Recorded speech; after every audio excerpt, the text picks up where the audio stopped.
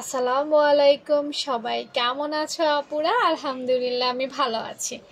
আজকে বাচ্চাদের পোশাকের 2 নম্বরে চলে এসেছি। বাচ্চাদের রোজগুলো কিন্তু খুব সুন্দর করে দেখাচ্ছি। আশা করি তোমরা রেগুলার দেখছো, তাই না? আজকে 2 নম্বর। তো 2 নম্বরে আপু কি নিয়ে আলোচনা করব সেটা হচ্ছে যে বাচ্চাদের কাঁধ লাইন নিয়ে আলোচনা করব। দেখো বাচ্চাদের কাঁধ লাইন কেন আলাদা বা বাচ্চাদের কাঁধ লাইন কেন পরিবর্তন করতে হয়, তার কারণ হচ্ছে যে বাচ্চাদের যখন আমরা পোশাক বানাতে যাই তখন কিন্তু ছোট বাচ্চা যারা হয় তাদের কিন্তু হাতা দেই না, আমরা দেই। কটা বাচ্চার জামায় হাতা দাও তোমরা? সব বাচ্চার কিন্তু হাতা দেওয়া হয় না। বিশেষ করে 5 বছর বা 6 বছর পর্যন্ত বাচ্চাদের জামাতে কিন্তু আমরা হাতাই চিন্তা করি না, আর করলেও খুব ছোট্ট করে দেই। ওভাবে বড় হাতা কিন্তু কেউই পরি না, মানে মেজরিটি পার্সেন্ট পরানো হয় না, ওইটাই বলতে চাচ্ছি।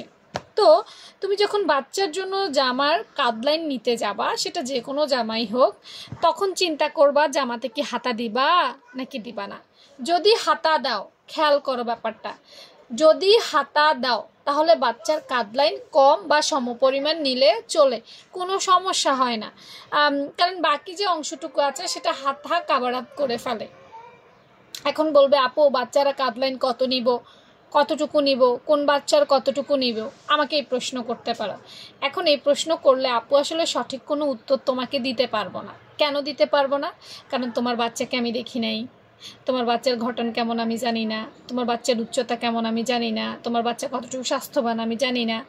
ঠিক আছে, তুমি বাচ্চার জন্য কি একটু লুজ করে বানাবা না একটু ফিটিংস করে বানাবে, আপু কিছুই জানি না। আপু জাস্ট তোমাকে মূল একটা বিষয় বলে দিতে পারবো, এছাড়া কিন্তু আপুর মেজারমেন্ট বলা সম্ভব না। কারণ তোমাকে তোমার বাচ্চা, যেহেতু তুমি তোমার বাচ্চার পোশাক বানাবা, তুমি দুভাবে বাচ্চার কাঁধ লাইন নিতে পারো। একটা হচ্ছে তার বডি থেকে মেপেও তুমি কাঁধ লাইন বের করতে পারো, বা কারণ বাচ্চা হচ্ছে তোমার।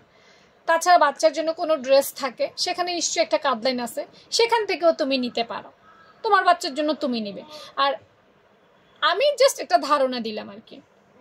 তো দেখো বাচ্চার জন্য যদি তুমি হাতা দাও, খেয়াল করো, যদি হাতা দাও সেক্ষেত্রে হাতাটা বেসিক মাপ বা তুমি কি কম নিলেও চলবে।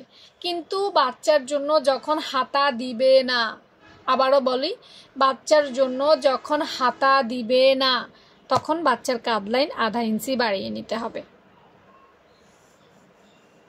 আমার কথাটা বুঝে এসেছে? দেখো এগুলো আসলে এই ক্লাসগুলো মোটামুটি সেলাই কাজের বেসিক যারা জানো তাদের জন্য সহজ হবে, নতুনদের জন্য কিন্তু খুব কঠিন হয়ে যাবে, আমি ব্যাপারটা বুঝতে পারছি। হ্যাঁ, তো একটু বাড়াই দিবা, অবশ্যই একটু বাড়িয়ে দিবা কাঁধ লাইন। হ্যাঁ, তো আজকের ক্লাসটা এতটুকুই ছিল। নেক্সট আমরা মহড়া নিয়ে আলোচনা করব, কারণ মহড়ার ক্লাসটা খুব ইম্পর্ট্যান্ট হবে। আশা করি তোমরা বাচ্চাদের ড্রেসের 3 নম্বর ক্লাসটার জন্য অপেক্ষা করবে। ভালো থেকো সবাই, আল্লাহ হাফেজ।